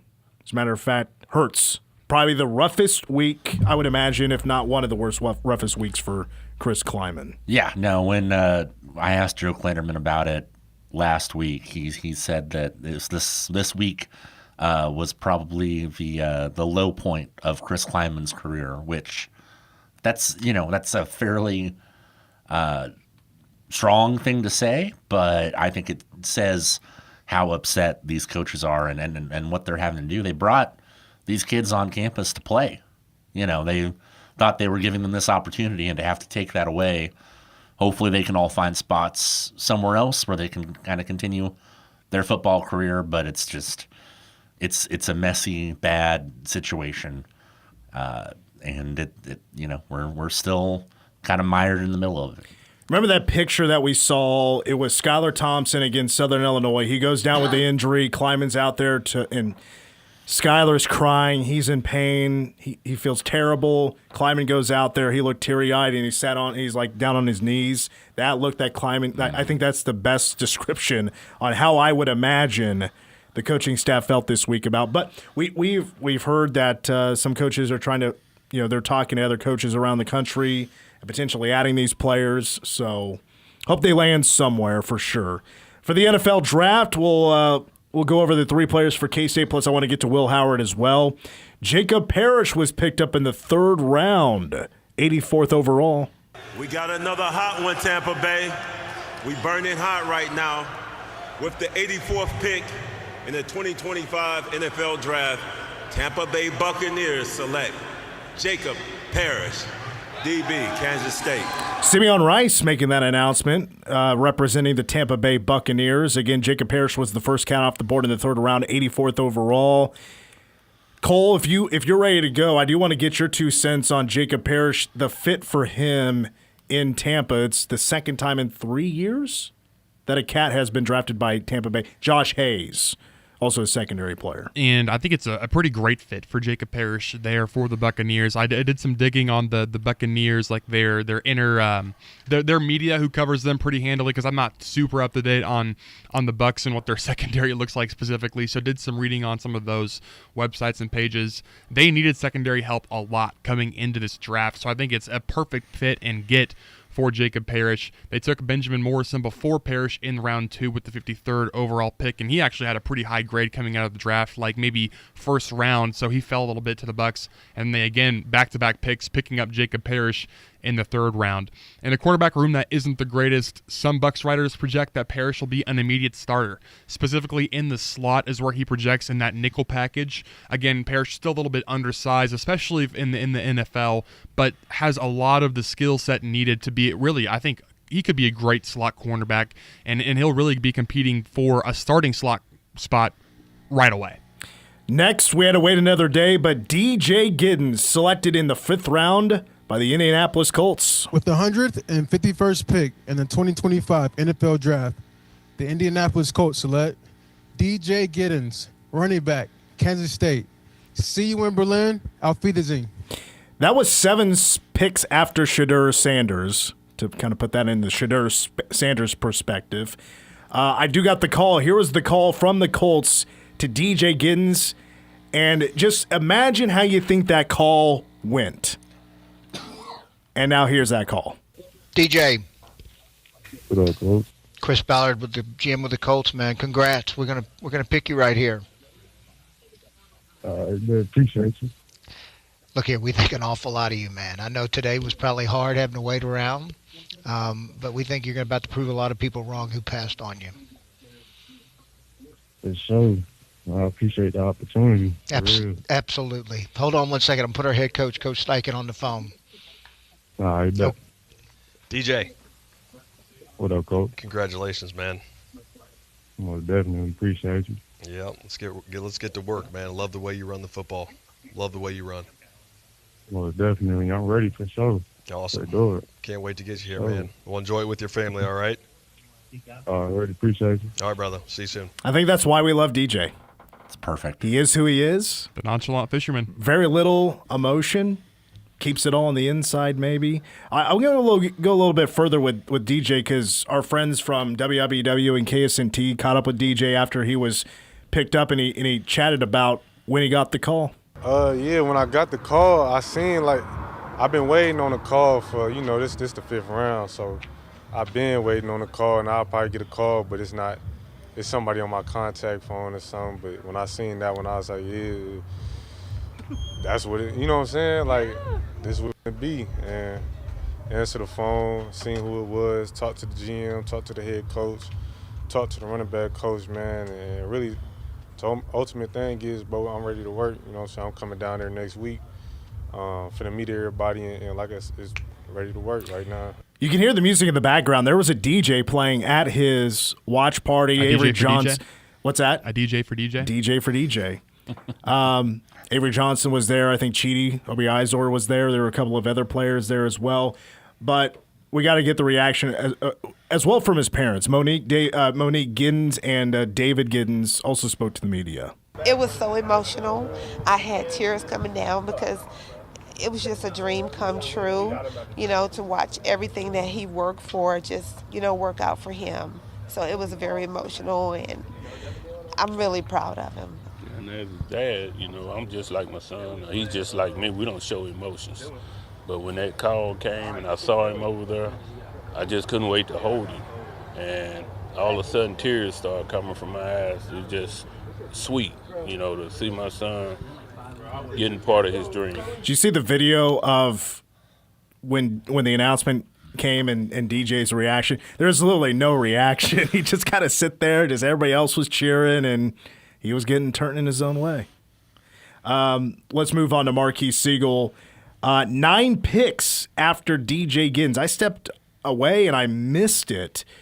But Marquise Siegel, who transferred into K-State, was picked up by the 49ers. With the 160th pick in the 2025 NFL Draft, the San Francisco 49ers select Marquise Siegel, defensive back, Kansas State. Here is his call from the 49ers. Marquise.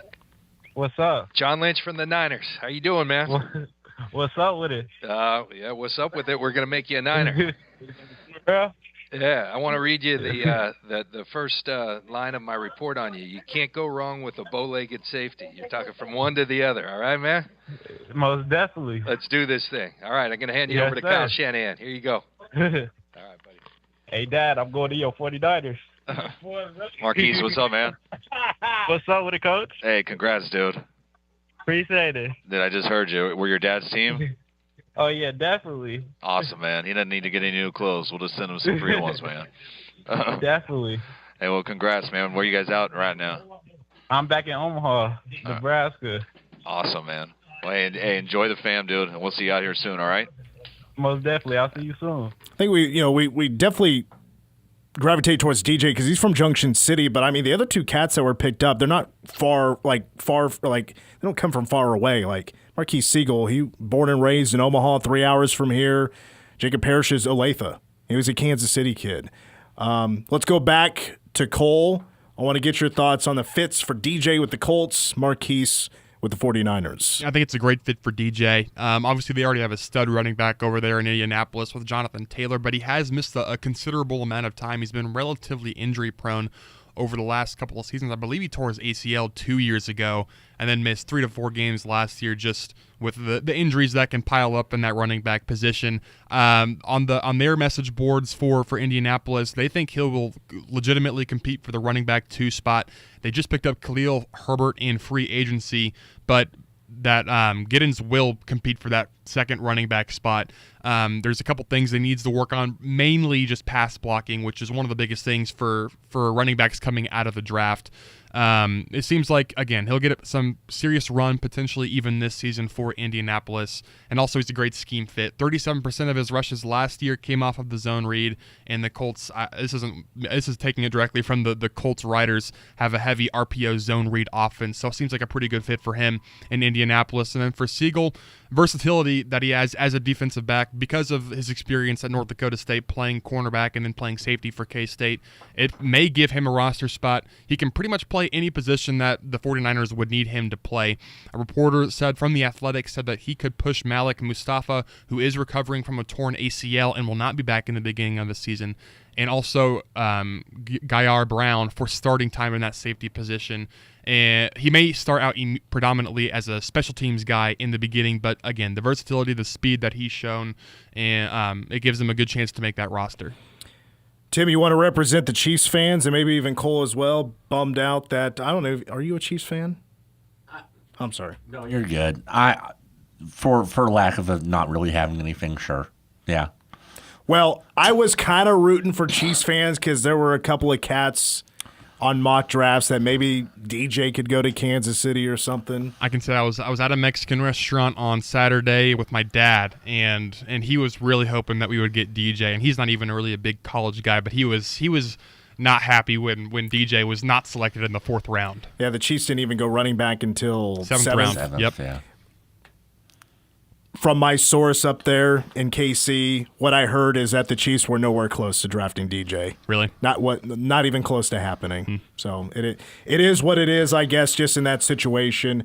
Let's hear from one more real quick because he's a former Cat, won a Big 12 championship, won a national championship with Ohio State. With the 185th pick in the 2025 NFL Draft, the Pittsburgh Steelers select Will Howard, quarterback, Ohio State.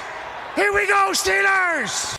Some Irish guy at the draft announcing the Steelers pick. Will Howard, who's from Downingtown, which is just outside Philly, is going across the state to become a Pittsburgh Steeler. He gave the Steelers fans a little shout-out after he got picked up. What's up, Steelers Nation? Just jumped in the pool with my family to celebrate. Can't wait to be a part of this. Can't wait to get to Pittsburgh and get started. Let's go. Look, I know he spent his last year at Ohio State. To me, he's always a Cat. I celebrated that pick just as much as anybody else. Very happy for him. There was a clip going around of, I don't know who he was talking to, but he's like, the person that was interviewing him, why should we draft Will Howard? It's because he's been undervalued his entire career. He didn't get an offer from Penn State or anybody else around his hometown. So he went out to K-State to prove some people wrong, and he felt like he did that. He was even what's the word I'm looking for? Downplayed, I guess, even at K-State. He had to work his way to where he got, and he got there by injury, but to Adrian Martinez and Skylar Thompson, but he got his opportunities. Got the opportunity to go to play for Ohio State, and now he turned into a 6th-round draft pick. It's a great story. I love Will. I'll always love Will. Just the consummate, K-State story there. Even if it didn't end in Manhattan, will always be one of my favorites. Anybody else happen to know who's on the roster at quarterback for the Pittsburgh Steelers? I believe it's also another Wildcat. Yeah, Skylar Thompson. So it's the first time since 2021 that they've been on the same roster. It wasn't a quarterback battle between those two and who'd be the starter, who's backup, because Will came in as a freshman when Skylar was a junior, and he got the backup job, and that's who went in for Skylar when he went down with his injury, and Will Howard played for the rest of the year, the COVID year, right? And then 2021, Skylar up and down once again. Here comes Will Howard, and then Skylar Thompson graduates. We need to bring in a ringer. So it's Adrian Martinez from Nebraska. Adrian gets hurt. Will Howard wins a Big 12 championship, and then he gets 1 year as a starting quarterback with the Cats. That fell short of a Big 12 championship appearance, but he still finally got to earn that spot as a starting quarterback. But he also had Avery Johnson lurking. Always somebody lurking, right, for Avery or for Will Howard. Nonetheless, Will is he'll always be a Cat to us. Now, undrafted free agents. Got to bring up the other quarterback, Mason Rudolph, Oklahoma State. Mason Rudolph was the quarterback for Oklahoma State when Skylar Thompson and Byron Pringle went into Stillwater and just 3 bombs to Byron Pringle. He also had, a kick or punt return for a touchdown, so 4 scores for Byron Pringle. Well, Skylar was the quarterback for that game. So that'll be interesting. Most likely, if they do sign Aaron Rodgers, it's Will versus Skyler for a third-string spot. One player most likely will not end up on a 53-man roster. Crazy deal. But I'm sure they're going to be excited to be on the same team again, at least for the summer. And well, they know each other. I don't know. There's still that connection. Yeah. I'm sure they're still friendly. Undrafted free agents signed. Keenan Garber with the Vikings, Easton Kilty to the Saints, and from what I've found so far, undrafted free agents invited to mini camps. Ty Bowman to the Denver Broncos. 2 players to the Chiefs, Austin Moore and Chris Tennant. We take our final break, and when we come back, we do want to get into the severe weather update. We'll talk Batcats to wrap up Wildcat Insider next. You're listening to Wildcat Insider. This is Jordy Nelson, retired All-Pro wide receiver and proud native of Leonardville, Kansas. Save the date, June 13th and 14th for the 17th Annual Nelson Family Community Foundation Benefit and Auction, where we help out area residents in their time of need. The Nelson Family Community Foundation Benefit kicks off on Friday, June 13th with a cornhole tournament and barbecue in the Leonardville City Park, and on Saturday with a drive and ride, golf tournament, and auction with food and a beer garden. Save the date, June 13th and 14th. For more information on how to be a part of the activities, visit our Nelson Family Community Foundation Facebook page. The Trust Company is an independent, locally owned wealth management and investment company founded right here in Manhattan in 1992. The experienced professionals at the Trust Company are recruited specifically for their financial, legal, accounting, and business expertise. They're also your neighbors who, guided by your hopes and dreams, will continue to deeply understand your aspirations and goals. The Trust Company, locally owned, client-focused. Our only allegiance is to you. Visit thetrustco.com. For 18 years, Meadowlark Parkinson's Program has supported people living with Parkinson's and their care partners right here in Manhattan and across the Flint Hills region. With expert-led classes, exercise programs, peer groups, and resources, all free of charge, we're here to walk with you every step of the way. Get involved with Meadowlark Parkinson's Program and join a community that cares. Call Michelle and Katie at 785-323-3899 to learn more or visit meadowlark.org today. This is a severe weather update on News Radio KMAN, brought to you by Manhattan Wrecker Service. Manhattan Wrecker would like to remind you to slow down and make sure your lights are on while driving in the inclement weather. Manhattan Wrecker, helping our friends and neighbors out of the ditch since 1955. I'm Cole Belchendorf with that severe weather update. A couple of severe thunderstorm warnings in effect, one for northwestern Riley County and one for Dickinson County. For Riley County, a severe thunderstorm was located 6 miles southwest of Leonardville, moving northeast at 45 miles per hour. For your protection, move to an interior room on the lowest floor of a building.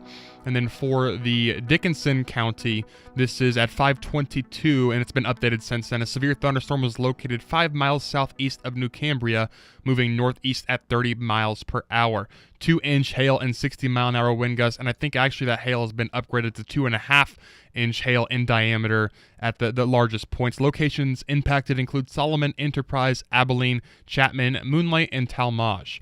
This storm is producing destructive hail. Seek shelter now inside a sturdy structure and stay away from windows. There's also a tornado watch in effect until midnight central for the following areas. There's 12 counties included in this tornado watch: in central Kansas, Dickinson; in east central Kansas, Geary, Morris, Shawnee, and Wabunsee; and in northeast Kansas, Brown, Jackson, Jefferson, Marshall, Nemaha, Potawatomi, and Riley. Again, Riley is one of those counties in that tornado watch in effect until midnight central time tonight. This is a severe weather update on News Radio KMAN, brought to you.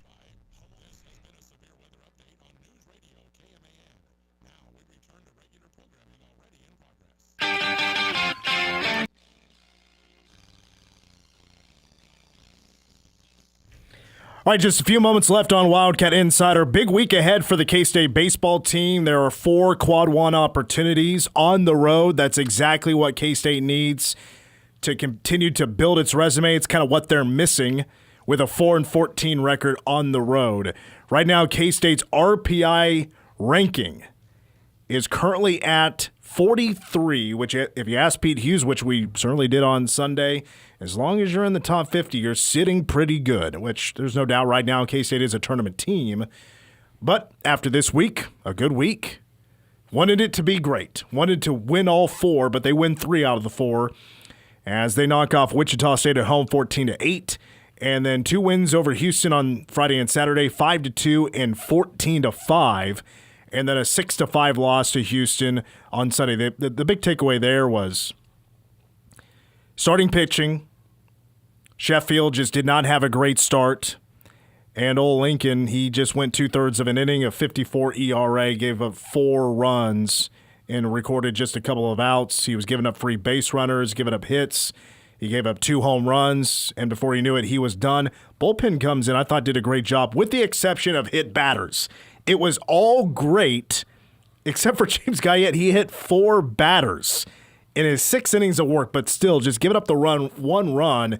Unfortunately, that was the deciding factor when he gave up that run in the top of the 9th for Houston to win at 6-5. I thought overall the pitching was pretty solid. They had some struggles at times finishing off some batters. They had 26 strikeouts for the weekend. Their ERA was 4.33. That's above average in college baseball for sure. It's the bats that kind of left you wanting more. They had plenty of opportunities to drive in some runs, especially on Sunday. They fell short of a lot of opportunities to potentially blow that thing open and win the game earlier than the 9th inning. Unfortunately, they did not. Maximus Martin, to me, is still in a slump. He has had his moments. Was good against Wichita State, but in this series, Maximus was just 1 of 12. Did have a walk. He had 3 RBI, but just 1 of 12 at the plate. Bear Madliak was 0 of 9. David Bishop was 1 of 10. It feels like K-State's heart and soul of the lineup is still missing. When K-State was playing their best baseball, Maximus Martin was playing his best baseball. When K-State's not playing their best baseball, it's when Maximus Martin is not playing his best baseball. I think if he really gets his bat going, you're seeing the consistency from guys like D. Kennedy, Keegan O'Connor, Shintaro Inoue had 4 home runs hit this week. He had a great week. Keep that going. It's kind of both sides of things. The pitching and the hitting can be fickle at times. But right now, the key piece right now, Maximus Martin has to get back to being one of the best hitters in the Big 12. That's going to do it for Wildcat Insider. We got a lot of severe weather coverage coming your way, so stick around. We'll keep you safe right here on News Radio KMAN. For the boys, go Cats.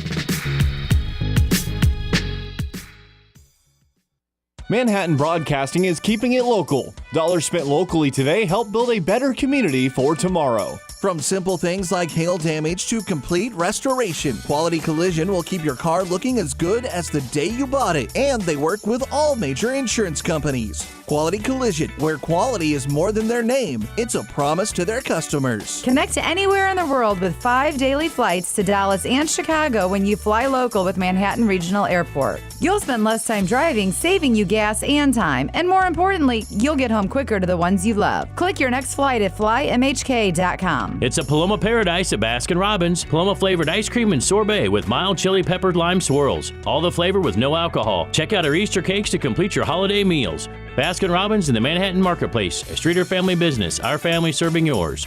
Manhattan Broadcasting is keeping it local. Find more great local businesses plus special deals and offers when you keep it local on our website. Hey K-State fans, football season will be here before you know it, and 2025 season tickets are on sale now. Order your season tickets today and secure a seat in the bill for all 6 home games this fall. Saturdays in Manhattan are best when spent cheering on the Cats with 50,000 members of the K-State family. To order, visit kstatesports.com or call 1-800-221-CATS. Go Cats! Get your morning started with KMAN's Morning News, weekdays at 6. You gotta love all of the projects. It's at least a sign that, some things are getting done. Frustrating or not, look at it that way. Look for the positive of it. Things are getting done. Things are getting accomplished. It just doesn't look all that pretty when it's happening. Yeah, Manhattan's always working on herself. Good advice for us all, right? KMAN's Morning News, weekday mornings, 6 to 9 on News Radio KMAN. Online and on demand, 24/7 at newsradiokman.com. News Radio KMAN, Manhattan.